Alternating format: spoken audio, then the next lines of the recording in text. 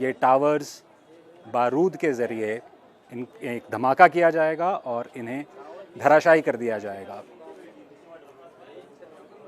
इन towers को गिराने में अब बहुत ही कम समय रह गया है। एक तरह से काउंटडाउन यहाँ पे चल रहा है और सबकी नज़रें लगातार इन टावर्स पे बनी हुई हैं। किस तरह ये दो बहुमंजिला इमारतें जिनकी ऊंचाई करीब 100 मीटर के आसपास है, किस तरह ये इमारतें ताश के पत्तों की तरह नीचे गिरती हैं, इसको देखने को लेकर लोगों में बहुत उत्सुकता है, कौतूहल है।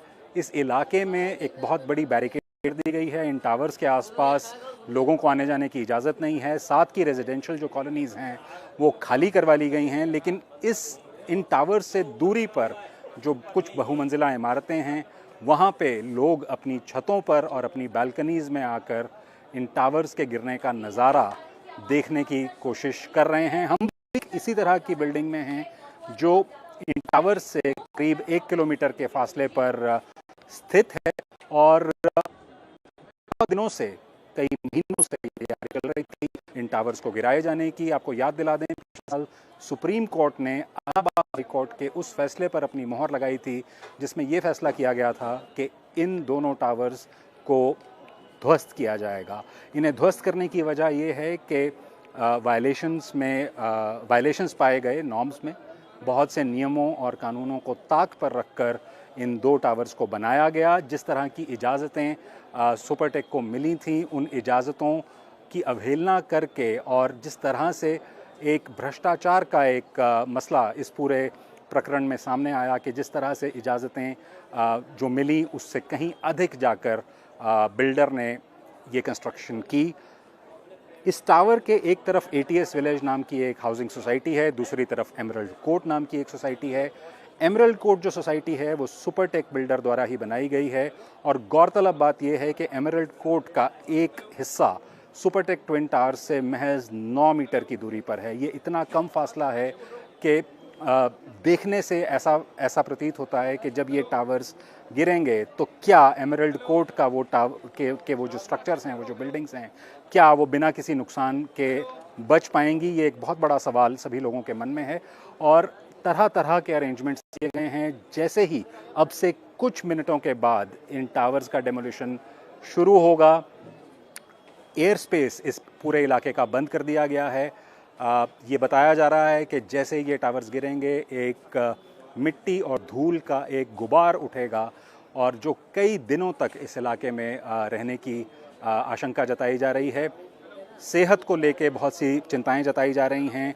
डस्ट पार्टिकल्स और जो कंक्रीट और सीमेंट के जो बहुत माइन्यूट पार्टिकल्स हवा में सस्पेंडेड रहेंगे कई दिनों तक, उससे लोगों को सांस से जुड़ी हुई समस्याएं आ सकती हैं। नोएडा में 3 प्राइवेट अस्पतालों को स्टैंड बाय मोड पर रखा गया है। वहाँ पे हॉस्पिटल बेड्स को आरक्षित किया गया है। किसी भी दुर्घटना से निपटने के लिए अगर किसी भी तरह की कोई यहाँ पे इस तरह की बात होती है या दुर्घटना होती है या किसी को किसी किस्म की कोई चोटें आती हैं तो उसके लिए इंतज़ाम किए गए हैं। एक बहुत बड़ी पुलिस प्रेजेंस लगाई गई है। फायर टेंडर्स यहाँ पे लगे हुए हैं, NDRF की टीम्स हैं, क्विक रिएक्शन टीम्स हैं, डिज़ास्टर मैनेजमेंट की एक पूरी मशीनरी इस वक्त इन टावर्स के आसपास ये सुनिश्चित करने की कोशिश कर रही है कि इन टावर्स का जो डेमोलिशन है वो बिना किसी दिक्कत के पूरा कर लिया जाए।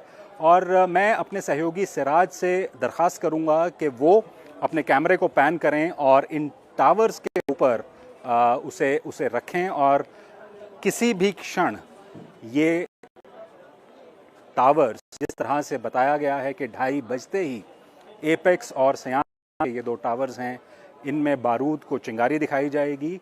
सयान नाम के टावर में जो एपेक्स से ऊंचाई में थोड़ा ही कम है, उसमें ये चिंगारी दिखाने का काम पहले किया जाएगा और उसके कुछ ही सेकंड बाद एपेक्स में जो बारूद लगाया गया है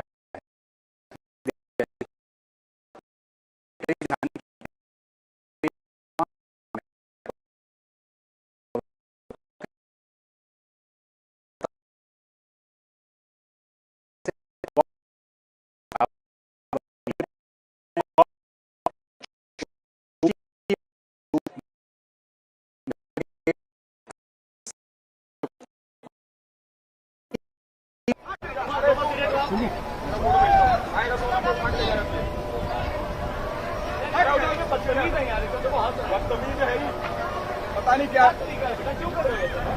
हो जाएगा भाई, छोटे छोटे बच्चे काटे, कुछ हो जाएगा उनको। गिर गए तो आप दिखा रहे हो तो अभी बच्चा गिर जाएगा छोटा सा।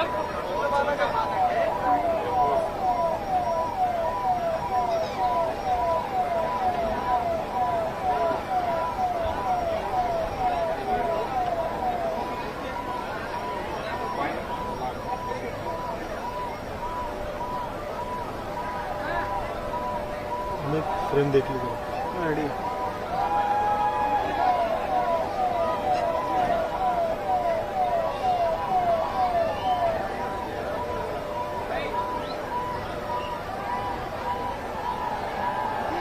समझ नहीं रहे, हमको डर होने लग रहा है।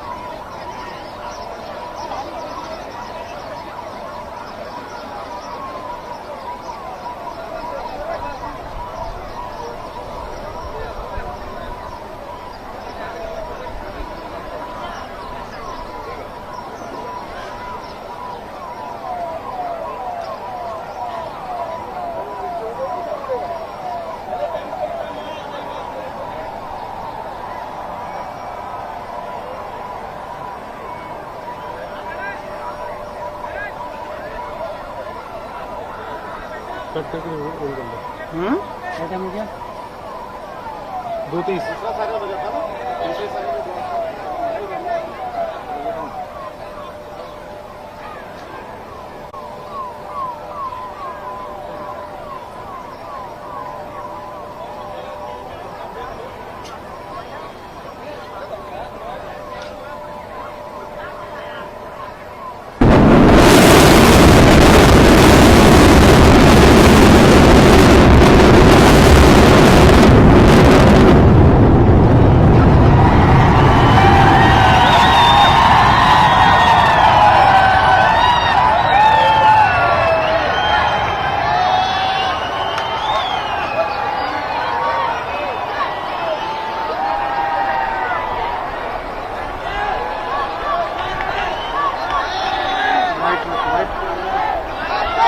वाइटिंग कर दिया।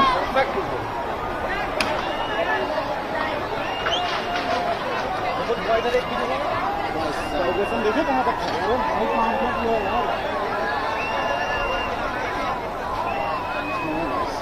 देखो टेढ़ा हुआ बिल्डिंग यार, बिल्कुल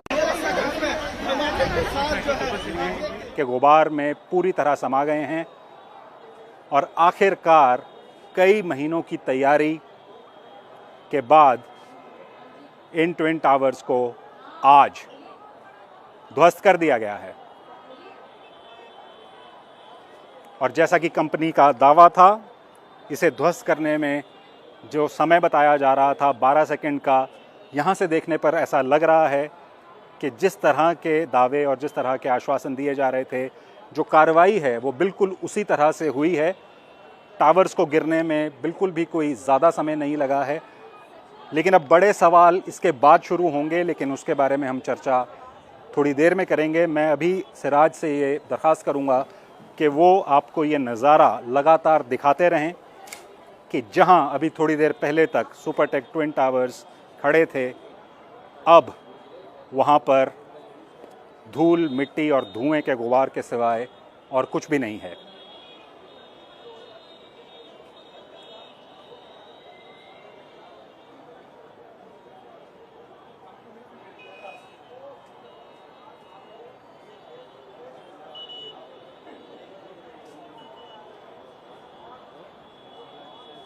ये सीधा प्रसारण आप BBC हिंदी पर देख रहे हैं और हमारी अन्य भाषाओं में भी इस सीधे प्रसारण को आप इस समय देख पा रहे होंगे।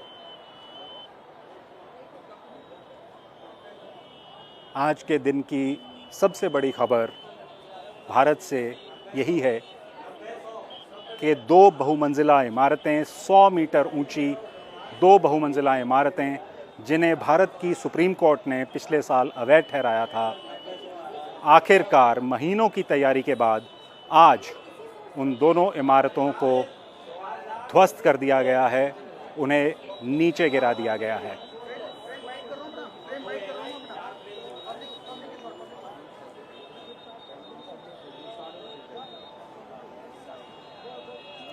जो आप अपनी स्क्रीन्स पर नहीं देख पा रहे, उसका थोड़ा सा वर्णन मैं आपको ज़रूर दे दूं। इस इलाके के आसपास जिस तरह का पुलिस बंदोबस्त, जिस तरह का इमरजेंसी सर्विसेज का बंदोबस्त है, वो अभी भी अपनी जगह पर है। बहुत से लोग जो अपने घरों से निकलकर यहाँ की कुछ ओपन स्पेसेस में और पार्कों में आकर इस डेमोलिशन को देखने की कोशिश कर रहे थे, वो अभी भी एक फासले से इन टावर्स को गिरता हुआ देखने के बाद उन पार्क्स में खड़े हैं या वहाँ से निकलने की कोशिश कर रहे हैं।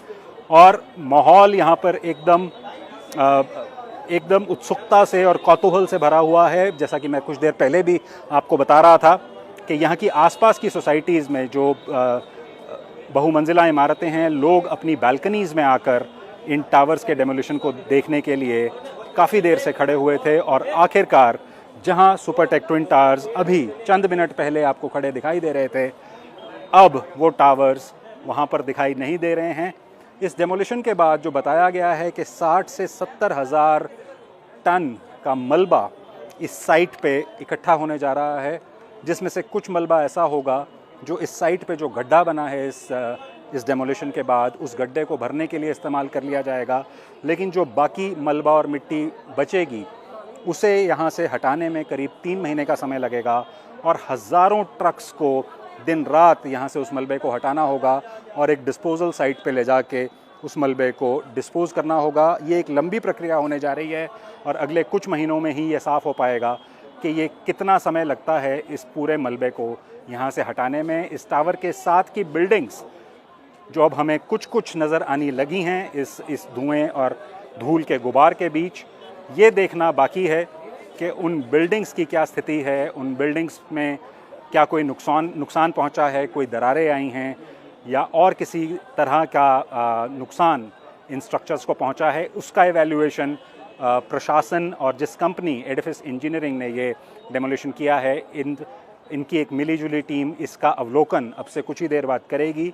उस मौके पर जाके, उस साइट पर जाके ये देखा जाएगा कि डेमोलिशन होने के बाद क्या हालात हैं, आसपास के घरों पे उसका क्या असर पड़ा है, कहीं कोई स्ट्रक्चरल डैमेज तो नहीं है। ये बात साफ़ है कि आसपास घरों में इस वक्त बहुत सी मिट्टी और धूल ज़रूर अंदर चली गई होगी और यही वजह थी कि इन घरों से लोगों को बाहर जाने के लिए कह दिया गया था, उन्हें अपने घरों को छोड़ के जाने के लिए कह दिया गया था। आज 7 बजे इस पूरे इलाके को खाली कर दिया गया था और आज शाम से पहले ये लोग अपने घरों में वापस नहीं लौट सकते। सेहत को लेके जैसा कि हम आपको बताते आ रहे हैं, बहुत सी आशंकाएं जताई जाती रही हैं कि ये धुआं, ये मिट्टी, ये धूल, इसका सेहत पे क्या असर होगा। रेस्पिरेटरी इलनेसेस यानी सांस लेने से जुड़ी हुई जो बीमारियां हैं, फेफड़ों से जुड़ी हुई जो बीमारियां हैं, जो लोग उन बीमारियों से ग्रस्त हैं, उनके लिए ये थोड़ा सा मुश्किल समय हो सकता है। जिन लोगों को सांस लेने में दिक्कत है, जो लोग एस्थमेटिक हैं, उनके लिए ये जो धूल के कण हैं, ये आने वाले कुछ दिनों में एक समस्या का विषय बन सकते हैं। लेकिन नज़ारा जो हमने आपको यहाँ से दिखाया वो इन ट्विन टावर्स के डेमोलिशन का था। किस तरह से ये टावर्स ताश के पत्तों की तरह ढहते हुए ज़मींदोज़ हो गए, एकदम मिट्टी में मिल गए हैं। लेकिन इनका असर, इस डेमोलिशन का असर क्या होगा, ये इस वक्त कहना बहुत मुश्किल है। इसका धीरे धीरे अवलोकन किया जाएगा, इसका एनालिसिस किया जाएगा। जैसा मैंने आपको बताया, अब से कुछ देर बाद ही एडमिनिस्ट्रेशन और प्राइवेट कंपनी जिसने ये डेमोलिशन किया है, एक एनालिसिस इसका कैरी आउट किया जाएगा। जाके देखा जाएगा कि साथ की बिल्डिंग्स पर इसका क्या असर पड़ा है और कहीं कोई स्ट्रक्चर्स को कोई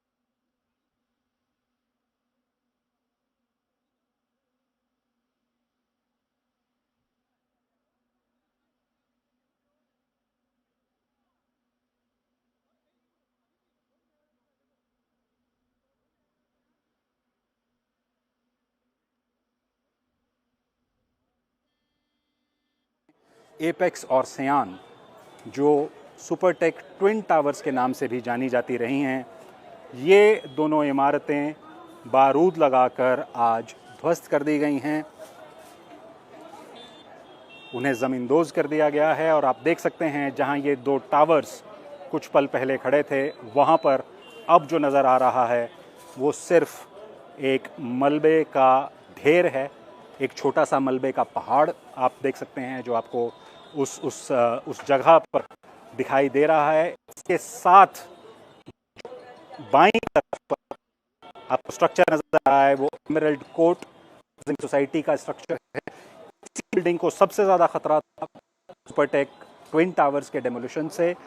ये देखा जाना बाकी है कि इस डेमोलिशन का एमरल्ड कोर्ट के इन स्ट्रक्चर्स पर क्या असर पड़ा है। जो दाहिने हिस्से में आप विजुअल्स देख पा रहे हैं, उस मलबे के पहाड़ के दाईं तरफ वो एटीएस विलेज है।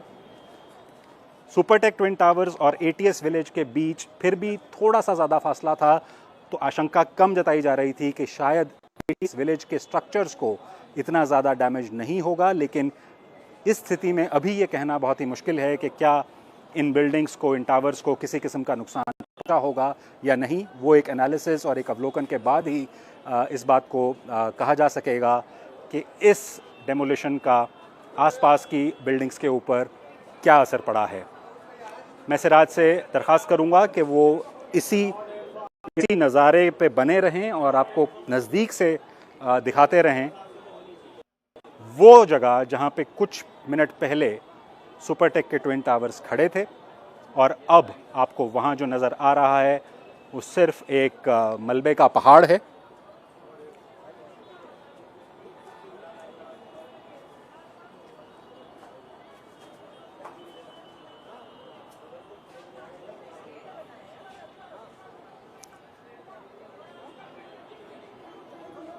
बहुत ही अचंभे में डाल देने वाले विजुअल्स अभी हमने देखे हैं और आपको लाइव प्रसारण के ज़रिए दिखाए हैं। इस तरह का नज़ारा भारत में बहुत कम देखा गया है। पहले भी इस तरह के कुछ डेमोलिशंस किए गए हैं, लेकिन इतनी ऊंची इमारतों के डेमोलिशंस भारत में पहले नहीं हुए हैं।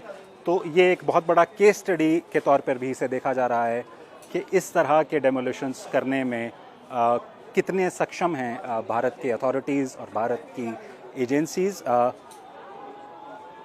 लेकिन 100 बातों की एक बात, सुपरटेक ट्विन टावर्स जिन्हें पिछले साल अवैध घोषित किया गया था, एक लंबी कानूनी लड़ाई के बाद आज आखिरकार ये दोनों टावर्स ध्वस्त कर दिए गए हैं और मिट्टी में मिल गए हैं।